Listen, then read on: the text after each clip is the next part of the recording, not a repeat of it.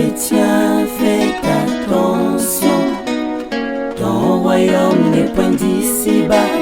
Espérons en Jésus-Christ, ton royaume n'est point d'ici-bas.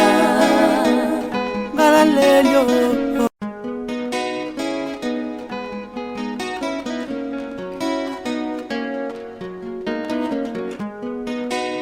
Chrétien. À vous tous qui nous suivez en ce moment, encore à vous tous qui auront l'occasion bien sûr de nous suivre. C'est votre émission, la sensibilisation, une émission à caractère chrétien qui a pour but d'édifier, d'apporter de la lumière et de sensibiliser le peuple de Dieu.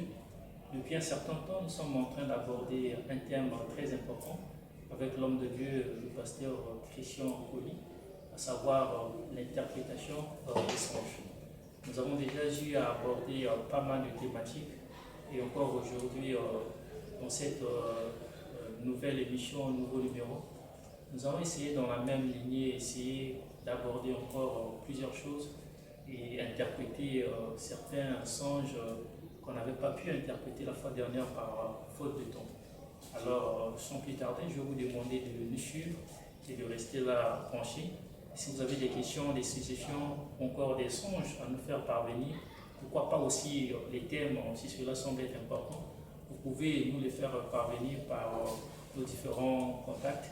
Et nous vous invitons également à vous abonner massivement afin d'être toujours au courant à chaque fois qu'il y aura des événements, des nouvelles émissions que nous allons annoncer. Merci et bienvenue encore une fois de plus. Et nous allons nous retourner auprès de l'homme de Dieu. Bonjour pasteur. Bonjour ancien Gusti. Zamba Salingol, Tokutana. Pasteur, comme je viens de l'annoncer, que depuis un certain temps, nous sommes en train d'aborder plusieurs thématiques. Nous avons toujours le cas sur le même thème, la mission que pendant depuis l'interprétation des songes. Mais avant tout, je voudrais, pasteur, tout la question, parce que je pense que c'est une question qui est quand même qui relève d'une importance un peu capitale, parce que le tout poste qu'ils allaient jouer, c'est-à-dire si nous avons la connaissance on pourra avoir cette facilité-là peut-être pour interpréter les songes. Alors, on a dit, quels sont les éléments importants pour permettre, c'est-à-dire les éléments importants à prendre en compte ou bien à concerner pour que nous en mesure pour interpréter ma langue en songe. Zambé Azwa Lokumo. Nenge tolobi que Zamba asali biso ngolu ya kozala lisusu na mokolo ya lelo. Zamba azwa lokumu wana. Na motuna na yo ndenge olobi que ebi na kozala tel mot capital ya koyeba vraiment ba mécanisme wana nyonso tout parce que ebi na kozala vraiment important.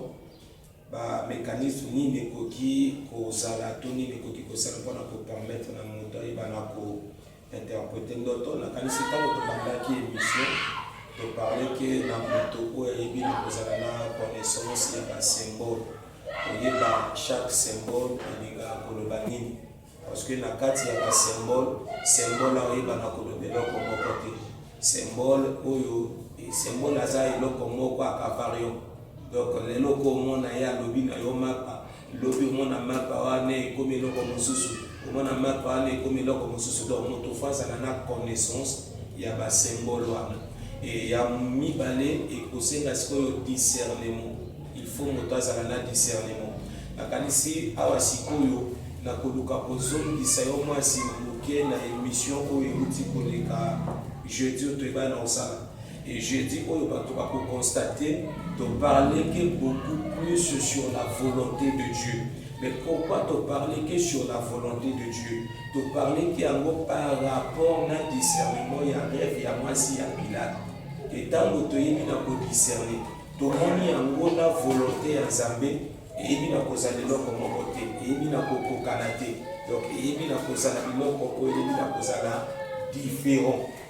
Des sikoyo non ndoto wane uti kotaza bete to koyeba moni nini na discernement wana likamba symbole ate wane ko likambo to discerner esprit oyo ebi na kofanda na kati ya ndoto kote oyo lingemema ndoto to accomplissement ya ndoto wana. Donc discernement connaissance ya ba symbole wana biloko en plus omoni tango to alaka na ndoto diana interprétation ya ndoto mosusu akapi déjà na kati ya ndoto tango kolota ndoto malamu ndoto ani bandeli ndoto anasuka maintenant il faut tout ça l'effort ya okanda ibandela ndoto kuto ndoto ani bandani ibandaki na koki osoma bikate na komi na kota bikate na so bikate na nda na joni na nda donc omona mutakani ndoto mobimba na détail et tant mutakana ndoto mobimba na détail wana ndoto wana siko ifa zongisa mona kati ya vina ye alukana ni parti ya vina ye na ndoto wana eyebi na kozala wapi et après siko na sima akoyeba ndenge nini ya kointerprete ndoto na ye mabe eyali moto ayeba na kointerprete ndoto na forme ya ndoto parce que na ndoto tozana forme tozali na fond ya ndoto donc forme ya ndoto ya ka fond ya ndoto te fond ya ndoto ya leloko mosusu parce que yana bato misusu yokomona ya kozwa ndoto kaka na forme ndenge aloti wana akozwa ngo kaka na forme wana mais ta mosusu forme yokomona ngo bongo mais fond ya ndoto eyeba na koloba eloko mosusu ate eloko moko na forme oyo koyeba na komona ya ndoto wana te donc wana ya vraiment biloko ya koyeba vraiment na koconsidérer yango mpona kozwa vraiment mayele wana ya koyeba na kointerprete ndoto oyo moko oyebi na kosala endenge tolobaki mpe na ebandela émission que interprétation ya ndoto ya leloko peut-être epesameli kaka na moto moko boye te non biso tu toyebi na kozala wana toana capacité wana ya koyeba na kointerprete ndoto soki vraiment tosiedone nango toyebi vraiment mwa biloko oyo tobanda kozala capable ya kointerprete bandoto na biso.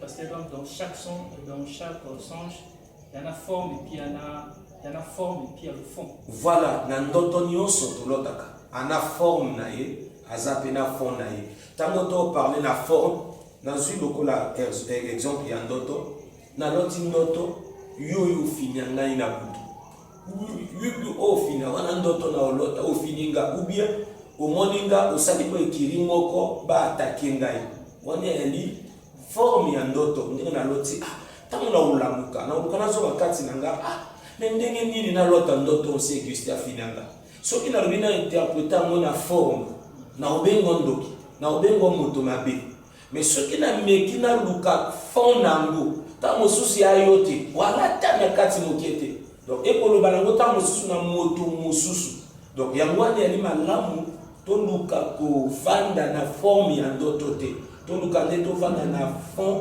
ya ndoto to réagir na fond ya ndoto non et forme ya ndoto.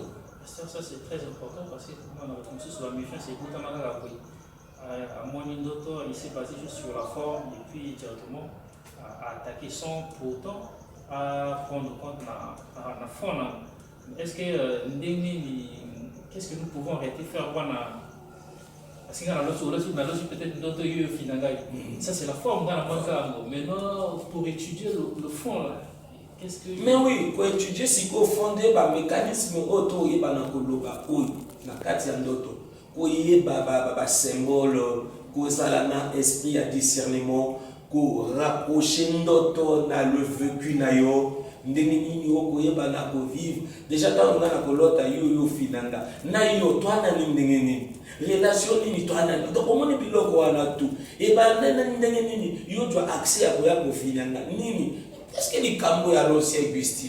Non, l'ancien Auguste, d'abord, l'isolo na biso, et fait à telle place. Mais est-ce que, au moins, on a une question, on attend, on a un fanda, yango koya kosonga ko bate moto oyo ya l'ancien Auguste, moto oyo ebi na kozala inter. Et tant que ce pe, ba rêve ya bongo. Tant que ce explication nango ezalaka ceux qui likambe sala.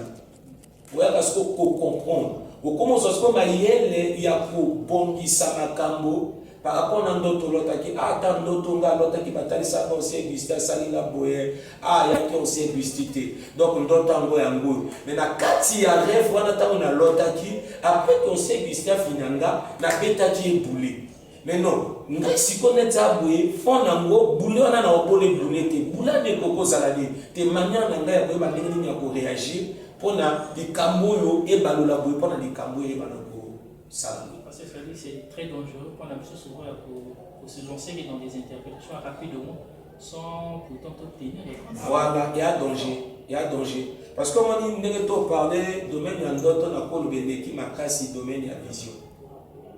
Motakoko za vision, ta mususu interprétation ya vision et koko kene na moi facilité que ndoto ya domaine moko format matata mingi. Ya domaine moko eza matata mingi. Yango mona même na bato mususu balobaka yana ndoto oyo ibotami na makanisi ya bomoto. Yana ndoto oyo ibotami na makanisi ya le diable. Yana ndoto euti kote ya Nzambe. Mais ya différent na vision. Vision koko yaka peut-être na biloko mibale. Vision koko yaka Nzambe ou peut-être le diable. Difficile de kanisa monter kota na vision. So motaloba zu vision a monité so a olobande makanisi na ye. So ka loba mona kosi a olobande makanisi na ye. Voilà. Or na ndoto motakoko yaka na vision sans problème. Et na ndoto motakoko yaka na ndoto sans problème au penza ya likanisi na ye ndoto mobiba be likanisi. Pasteur, en fait, est-ce que dans le rêve, est-ce qu'il existe des niveaux de pensée de moi, par exemple, au loti, je prends un exemple, dans la ligne, dans l'autre, non, Moutomoko a perdu papa, mais non, n'a eu que l'amour. On a l'amour qui l'amour de l'amour, on a l'autre, on a perdu papa. Autant on a tout le banal, je suis toujours dans le rêve. On a un rêve à dessous, on a l'amour qui n'a pas manqué, mais je suis toujours dans le rêve. Et on a annoncé une nouvelle million d'années pour l'amour réellement. Est-ce qu'il existe, apparemment, il existe à niveau, il y a rêve, je sais pas. Ah bon, à mon avis, likambo y a ba niveau oyo, y a likambo peut-être les autres ko le ba moké ko kimwa ko marumia ko bebisa mwa moké église. Likambo soto ko ki ko le ba y a ni mingi kaka ya maturité. Maturité tant mota ko kona ko comprendre makambo, a ko zo connaissance ya biloko et ko za la facile ko na ye. Parce que moni niveau 1, niveau 2, niveau 3. On est comme biloko moké comme na moi makambo misusu na kati ya simawana. Maintenant ce na répondre à la question le but que osa motasali lokola ndoto. A olota ndoto. Kaka na kati ya ndoto, likambo susu eleki su na kati ya ndoto. Exemple lokola ndenge noloti lokola papa intel akufi. Mais non, yosi oyo komi ko expliquer na mwana ya papa wana na kati ya ndoto. Donc tango oloti na kati ya ndoto olamuki. Après okomuki ndo expliquer na mwana ya papa wana que papa est tel, papa na bino na loti ndoto papa na bino akufi. Wana na ndoto après mbala moko olamuki. Oui, bandoto abonge yali.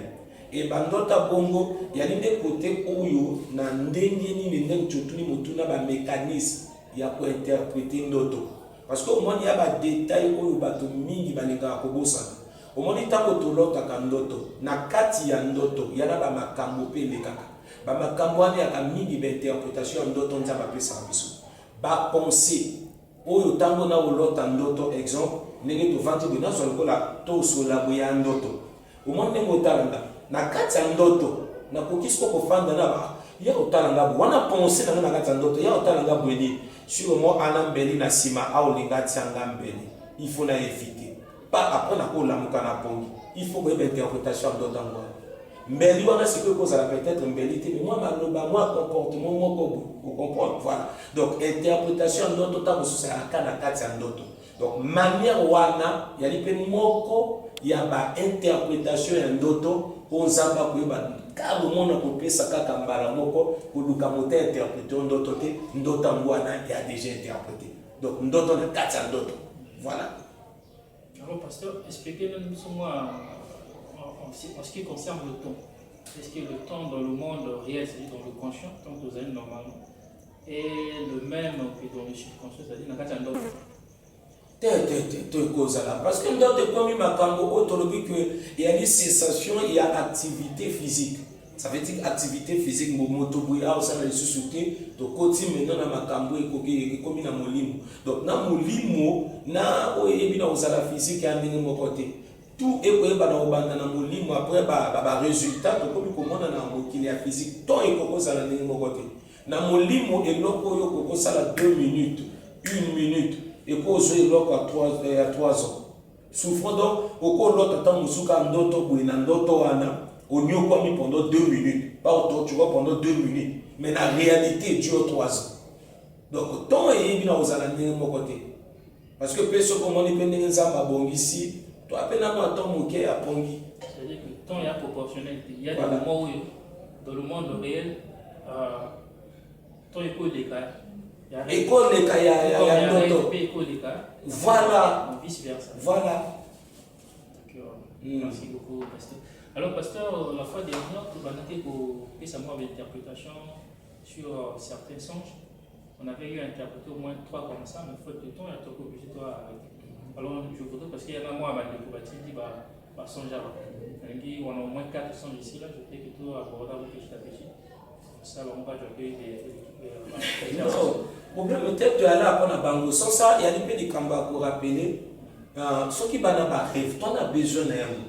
Il y a un peu de bana ko sunga biso et ko ba pena ko permettre biso to za la pe mingi na ba mabombeli to e bana ko interpréter parce que on y a ba rêve mususu moto mususu au sala ndoto mais tant mususu une interprétation ko sunga moninga mususu na ngamo mususu kuna donc toi vraiment na besoin ya ba rêve wana to y ba vraiment na ko interpréter à mon amayele on za mo pesa ce qui te koki ko interpréter parce que le belo comme ko ezali vraiment important on rêve. Il y a pas mon quoi biloko, il faut pas tout interpréter en ambango. Il y en a pas rêve il faut tout swapper ton. Il y a qu'au fan d'anango, il y a qu'au yeba penako. Et surtout, ceux qui te yebi pe mingi le vécu à batoté. Parce que on dit pe biso ba sali nzambe, to kana facilité. Mon souci à pour interpréter bandoto ya bato. Il y a une connaissance ya ba vie ya bato pe to yeba. Oyebi que moto oyo azabu moto azatango akopesa ndoto comme yo suivre que moto ana on a facilité en disant oh mais ndoto ko e no bo quand on a tel loko pona nini parce que oyebi moto ana maintenant na moto oyebi te o mona ka ya kasko mingi bandoto yo o bangasko moto ko banda ko interpréter na symbole na ba symbole maintenant moto oyebi le vécu na ye a oyeba ki a oyo oyebi na ozala ndoto na na e bandoto ya ndeko moko la sala qui m'a rêve moko tango ayi ko expliquer ngai rêve wana na sali ka effort ya ko vanda na mona nika na ba symbole dans le comment ni rêve oyo ikoloba teli kambo elo ba teli kambo apona bi omoni poto batingai ya ngai te longola ngai luko remplacer na moto yana moto mususu oyo peut-être moi tel eloko par rapport na ndoto wana na kokia poko le bangwa te par rapport na rêve ya le baki yana longola parce que la rêve on a deraki dans le na longola ngai ça moto mususu na kati parce que na rêve wana ya laki na joma parti mokie na koloba tuté na parti moko motango azwingai amemi ngai apinga masanga na mbele mais non na langwe tawa na homo kene ko yesu akomi ko s'inquiéter mutanga na mila masanga te mais ni ne salinga na pese masanga po ni ngana donc akomi donc eko sali vraiment malamu te akaki ko la mukana kati ya rêve wana ba parti misusu na kashango tango ya iko expliquer ngai non na kati ya interprétation ngai bina ye longola ngai bon placer mutu misusu ya nani kama moko peut-être yo ko sala uyo sali mutu ko sala mutu mwana na sala likambo moko yo sali ou oko sala moto sala attention et quoi la likambo et que me mayo pe na katia donc tant la logique a bomba bi c'est bon à comprendre donc et ça nini a aussitôt a zongi sindoto na le vécu na yi à comprendre likambo ngango bien que moto na loti ya moto te alongolinga maintenant a remplacer ngona eloko ye ayebakiwa donc ya malamu pour les katana ba interprétation mokier.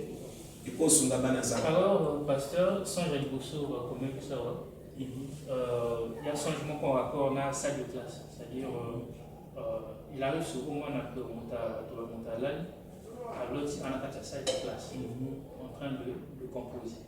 Et là, ils ont souvent deux cas de figure. Le premier cas de figure, c'est que à l'autre, tu as composé, mais à composer ma vie. C'est-à-dire, ça tourne à échec. Le deuxième cas de figure, c'est que à l'autre, tu as composé. Dans ta classe, on a composé bien, donc il s'attend à la réussite. Du coup, je vois l'explication pour toi, non? Bon, donc, il y a une mission sur Colotte a déjà, car on rêve, mission déjà le vécu à moto. moto peut être mosusu akoki ko comprendre déjà tant que loti salle de classe maintenant sur période autant la période ya examen parce que yana ba rêve mosusu na période on a bana mosusu ba ko luka ba bando sala pe ba rêve oyo par rapport à la pensée vue période de Tokomi, mosusu pe ekoyeba na kozala le diable akoluka profiter parce que au monde bandoto ya le diable ndenge bato mosusu balinga koloba bandoto ya le diable ya na bandoto kaka folota bademo baobila yo nalinga mingi kope koattribue kepe ndoto wana mingi na le diable te bandoto ya le diable kote na ngai nalinga kozwa bango bandoto oyo ekobimisa moto na volonté ya nzambe bandoto oyo ekoyaka mpona moto ayeba na kofongola porte diable akotasa lelo kamabe et diable mpe akoki kolekana na qualité ya bandoto oyo na mwana akosala examen déjà ntango akosala rêve que anasali examen asali bien te omoni déjà na kati ya pensée na ye eyala na rêve ou ntango akolamuka azala na pensée ke échec déjà na liboso parce que na ndoto déjà nasali bien te échec ya omona ya bandoto diable akosala nini awa olingisa mosusu ya mpe bongo na ye moko bapensée yebi na opesa ye bongo wana mais bandoto abongo ya ntango akoyeba na kolamuka azwa temps ya la prière ayeba vraiment na kosambela alongola nani pensée wana mobimba kati na ye atika kofanda ta na pensée wana kati na ye esenge maintenant azala na pensée oyo nonga na kosala eloko na nga na oréussite na eloko na nga nayeba na kosala réussite ekoyeba na kosala eloko na nga voilà maintenant mosusu asali bon omoni mpe ndoto ntango toloba yali domaine moko ato monene oyebi na ndoto oyo kolota eloko ya bien mais tango mosusu soko meme interprétation nango okocho bimo macho sulu ta monsieur eloko ane bongo suka mpe mabe donc yana bato mosusu kolota réussite mais baopara échec lukaka osambela secret nango soko toyaka la prière eza loloti échec eza loloti réussite sambela échec wana soki ya l'échec ndenge oloti baola on a réussite réussite wana soki ya réussite ndenge omoni sambela nango yeba na kozala kaka réussite en plus bandoto ya basala kosala baexamen baépreuve ate examen te baépreuve na kati ya ndoto parce que ana bato oyo omona akotisa bakosala mwa épreuve moko mwa devoir moko oui yali bandoto oyo mingi nzambe ayebaka mpe na osignale bana na ye nalingi namema yo na telle étape mais nakokomi mo na telle étape oyo kaka simplement boye te nana besoin nalekisa yo na telle épreuve ozwa connaissance ya telle eloko afin kozala na mesure ya kosupporter eloko nga na oyeba na kopesa donc yali ndoto moko ekoyeba na koannonce mwa épreuve e ekoannonce étape suivante oyo okesengeli oyeba na kokota nango bandoto ya basali de classe ye mosusu yana kaka bareproche pa mosusu nzambe asala omona ya moto mosusu akolota ndoto baninga banasala classe ya bimaka kaka kende soki komi heure okota cour ya bimi aki moya kota cour ate deya bandoto nzambe okebisa bato wana yo awa oyo okota cour te après lobo koloba nini nzambe mabe pendant ce temps baninga bango oyo bana cour mokolo examen yo okosala quel examen parce que wana ta enseigné te baninga bakosala examen bakosala na capacité akosala examen c'est parce que bakozwa bonseignement mais yo ntango okozwa bonseignement te okozela sikoyo nini lobi ntango likambo ekomi soki okoyi na échec nzambe ayindenge nini moto mabe donc ya bandoto nzambe akoavertir attention nana besoin kota la classe ozala na kati ya classe maintenant soki na moto ntango akolota akomozongisa ngo na le vécu na ye na ovivre ndenge nini lelo oyo esengeli na nga nasala na osala ngo te voilà lokola préparation nini esengeli nasala na osala ngo te na kati ya distraction voilà akoluka eloko wana après azwi position ya bien mpona lobi alela te na kati ya vi na ye. Pasteur, deuxième songe, là il s'agit d'un serviteur de Dieu. C'est-à-dire, Azara qui n'a qu'à ndoto dans le songe, qui n'a qu'à cercueil. Donc, n'a qu'à cercueil, il était comme mourant, ça ne pas déjà. Il y avait des gens qui, après un moment, il est revenu à la vie. On voit l'homme qui maintenant on voit Lati. Il y a eu la veste, c'était en tout cas le colon bien habillé. La veste bien en cravate. Mais seulement on a assez, à haute kilote et ma colombo. Non, on voit Abimi, Balamouka qui est dans l'église. Et il a commencé à prêcher avec beaucoup de gens. Il y avait la manifestation, au moins il y a. On a vu qu'il y a un serviteur de Dieu, et il pas mais d'autres images, serviteur de Dieu à Koufaki, bâti la carte circuit, là. Mais après un moment, à la Mouki, il fallait s'habiller. Et notamment à la Ticolo bien, mais c'est à l'attaque qui l'autre, ma Colongoulou, à côté de l'église, à Banjo Salamoussala Zambé après la manifestation et puis dans Zana. À Zambazo Lokumu, bon, il y a des personnes à Olobanani, la grâce est trompeuse. Ngolu, et Bakata Moussou Nako, Ningisamo Abisso, Tamoussou Nako, Pesamo Abisso, Mazel Mokobi. En plus, on a un conseil, moni, tout le cas peut-être au côté. Miracle a bien, miracle a bien, la manifestation à Saint-Esprit a bien, dans il y a l'église. On a homme de Dieu, déjà, bon, côté à l'issue, on a entièrement voté parce que bateau l'issue, par ceux qui m'ont tassé à l'ati kilote, dans notre et comme l'issue, il y a les locs à l'issue, moi, à ce qu'on m'a dit déjà, à qui déjà il y a au Koufa. Et Zamba, il y a au Sala Yengolu, à Zongissier, n'a pas mouru. Mais nous avons dit tango au montant où tu as et c'est un peu moment de préparation. Au cours où tu as la chute, il y a une balamoto, l'ongolo, ya kaobanda, moussala besoin de temps, il y a préparation. Je prépare madame. Nous avons une carte d'image, les colos, il y a bien, c'est. Il y a pantalon à ma papa et ça veut dire agir même pas temps et préparation. Mais non, na qualité batabongo a dilaté ma manifestation où il y a na musalama. Des cotons na lobi que ngolo y ba kokosa. Azonga les sous soit temps et préparation, Zamba va vraiment na ko équiper les sous malam parce que ça bien équipé. À la tine les colos malam. L'icône malam on a des permettre à démarrer, mais pour démarrer la missale elle est pour démarrer la façon à poser un peu dans l'ombre. Parce que comme parce que tu me sous toi basale en Zambie, mais na kata qui mosale en Zambie qui vont motoper bien aux ans. Et ande qui vont motoane mais kabiso na chute. Qui vont motoane mais kabiso na liwa. Mais tant auto pour na kozonga na kata makama Zambie, tous à la presser et au sala makama bisus. Tous il y a préparation, tu vas vraiment se préparer bien. Donc, la moto à Congo, et que c'est une sous préparation parce que à outil une étape, il y a un côté, il fallait se préparer vraiment bien. Attends, est-ce que, il y a un moto quelque part, à couvrir, il y a un moment à la montée. Il n'y a pas si là, ça dit comme des sous-mois, des sous-mois, à ouvrir, il y a un moment à la montée. Mais quelque part, après ce qui est les sous-mots, parce que déjà, on comme lungi à terre, pantalon pézalité, donc à Zam, on a zappé na ndam, on a à outil na makambo mabe, Zamba sali ngola kozonga na vie, mais à continuer na même qualité à vie na yebo ya ki ko meni liboso ko yeme makie na liwa. Donc on peut les sous pour interpréter dans son soin. Maintenant, s'il y a la personne, voilà. Na le vécu na ye comme ce qu'on pona ah d'autres ezali boya d'autres ezali voilà.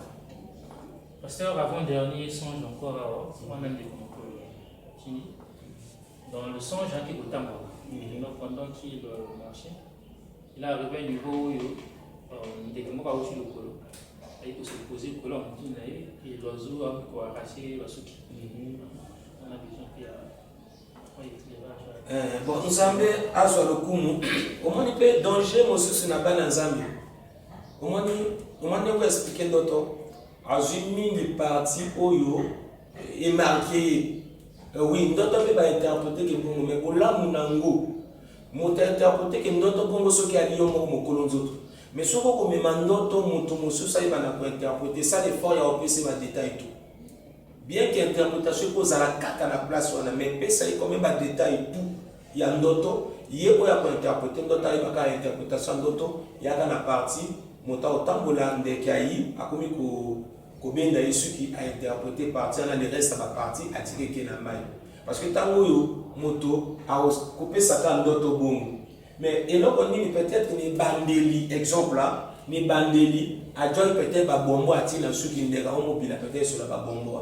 Ou à toi masango à tim de kao mobile le fait que là tu masango ana basuke komolo on a kama un exemple auquel na zui pona ko expliquer moi ndenge nini soko lingi ba ya o baba interpréter ondoto koto koki ko banana koto koki ko suka ko ya kana na mbongo ya ka danger makasi maintenant na rêve wana Et a dit que omoni gloire ya mwasi et bina ozana suki.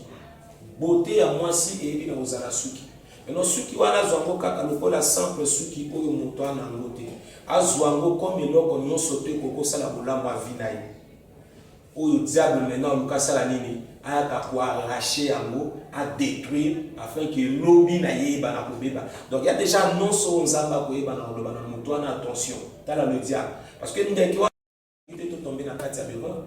Oui, bien sûr qu'il y a na bandoto nzamba arrêter qui. Il y a na bongo. Tout ça là so ke bana bandoto oyo et répéter qui. Ato samelo monde ko répéter. Ayeba ke ndoto ana ekuluke ko kisama. Mais se préparer mais notamment ko kisama. Ndenge nini koyeba na kovanda na kati ya période wana. Kana kati ya ndoto wana nzamba alakisa manière ya koyeba na kofanda. Pasteur, nous sommes arrivés presque à la fin. Ah, c'est casse Ah, il s'est là presque à la fin, donc nous allons chuter. Pasteur, au regard de tout ce que nous venons de dire, ce que moi, dernier mot, ils allaient pas aller là. On a beau se cacher par la division. Non, pour na bo balandi biso, ya di to toi na besoin ya ba rêve to senga vraiment bango ba rêve, ce qui est bien kozala et to senga le susu ba yeba pe na ko suivre ba question, toi na besoin ba question na yebi tango ba dia olobelo ko moko parce que moni yala ba masolo bisusu to yeba na kozala par rapport ya ba question o ba ko yeba vraiment na ko poser biso to ko ko ya ka pe l'émission mobimba. Donc on peut débattre moi moké na kati ya likambo wana.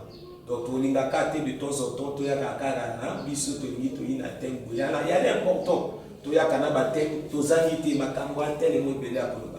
Mais toi pe na besoin pour répondre na ba préoccupation ou ba to vraiment ba nango ba tinda biso ba question et ba to vraiment pe ba s'abonner na chaîne et mo susu pe o yebi na ko sala li susu très important ba bo sanate Jésus a osala nini aoyeba na koyaka et Bible lobi na biso na tango oyo tokomona makasa eyebi na kobima na nzete toloba ke mwana ya moto asali nini ayi déjà proche ayi na porte makasa esi ebima depuis kala donc tosala vraiment attention Yesu akomozonga oyo ekomi ton na moto oyo azali na église te aluka église aosambela na moto ya l'église ana distraction aïba na kotika distraction na moto oya l'église ana kati ya crainte ya Nzambe a continuer na kati ya crainte ya Nzambe ce qui totali presque va signe tout et kokisami awa le monde en ce moment a komeka biloko na ye